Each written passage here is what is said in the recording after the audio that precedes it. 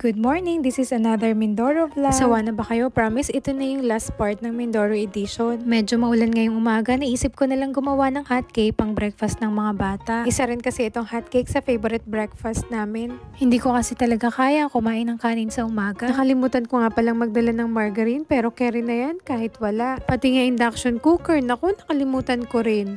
Kaya sabi ng daddy, dito na lang ako sa ihawan magluto. Kaya sobrang sulit talaga nitong griller na to. Dahil hindi lang basta griller, pwede rin gamitin sa pagluluto. Buti nga at marami silang uling dito. Anyway, may lutuan naman pala sa loob. May gas stove naman sila dito at yung lutuan na may blower, gamit rin ang uling. Gusto ko lang dito sa labas dahil malamig at para ma-feel ko rin talagang nasa probinsya ako. Kaso lang paulan-ulan nga ng time na to. Hindi tuloy ako makakuha ng static na video. Ayan nga ang daddy, pinapakain ng mga manok at ang itik para hindi manggugulo sa akin. Dito pala sa Mindoro, hindi lang sila mayaman sa bigas, ang dami rin pala nilang saging, papaya at ang tatamis pa. Ayan nga, namitas ako ng papaya dahil mag-uulam daw kami ngayon ng ginataang papaya at native na manok. Ito ang si Cyrus ay napaglaruan pa ang pangsahog namin. Ayan nga, sinimulan na nila daddy ang pagkakatay sa manok. Nakakaawa nga pero iba kasi talaga ang sarap ng native na manok. Lalo na dito sa probinsya, organic ang mga manok. Tapos lalagyan pa natin ng sariwang papaya. Naku, paniguradong marami na naman akong makakain nito. Ang daddy na rin pala ang nagbalat nitong papaya at naghiwa.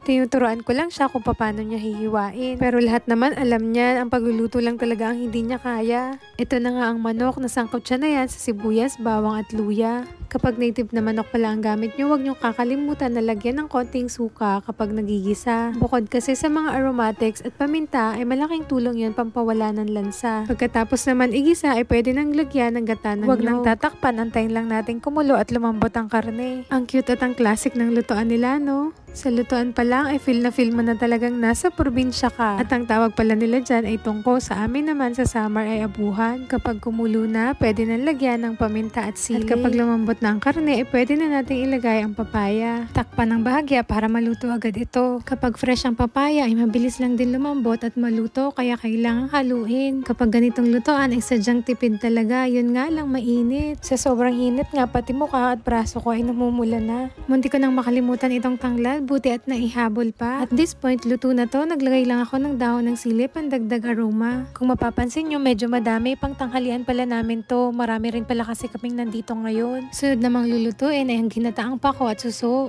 Gumamit ng mantika para igisa ang sibuyas at luya. At kapag lumabas na ang aroma ay agad-agad inilagay itong pako at nilagyan na rin ng asin. Hindi ko pa nasusubukang magluto nito kaya ang nanay ang nagluto at nanood lang ako. Ayan, nilagay na rin pala itong pako tapos tinakpan. Sobrang bilis lang pala nitong lutuin. Pakukuloyin lang nga ito ng isang beses, hahaluin at pwede nang ilagay ang kakang gata. Bawal daw kasi itong ma-overcook at hindi nalalabas ang laman ng suso kapag sinisip-sip. Sa tuwing uuwi nga kami ng Mindoro ay hindi pwedeng mawala itong suso at pako. Isa kasi yan sa childhood favorite ulam ng daddy. Nang matapos nga magluto ay naghain na rin kami. Tara, kain muna tayo. Bukod nga sa masasarap na ulam na yan ay mapaparami ka rin talaga ng kain sa ganda ng view. Habang kumakain kami, kung yan ang nakikita nyo sa kabilang side naman ay itong nag-aararo ang nakikita namin. Kinahapunan, nagyaya uli ang daddy na maligo ulit kami sa dagat. Pero ibang beach na to sa last time na nakita nyo na white sand. Ito yung beach na nasa bayan lang, malapit lang to. Maganda dito, malinaw naman ang tubig, yun nga lang ay black sand. At dahil malapit nga lang ito ay nagbaon na lang kami ng tubig na pangbanlaw at dito lang kami sa likod sasakay. Siguro may 10 to 15 minutes drive lang, nasa bahay na rin kami. May 3 oras din ata kaming naligo dyan kaya sulit na sulit ang 20 pesos na entrance fee. Kinabukasan, busy na ang lahat dahil pauwi na kami niyan. Ang daddy nga at ang tatay kumuha na ng saging na dadalhin namin pa Maynila. Tingnan nyo, tuwang-tuwa nga itong mangyan at napagbigyan.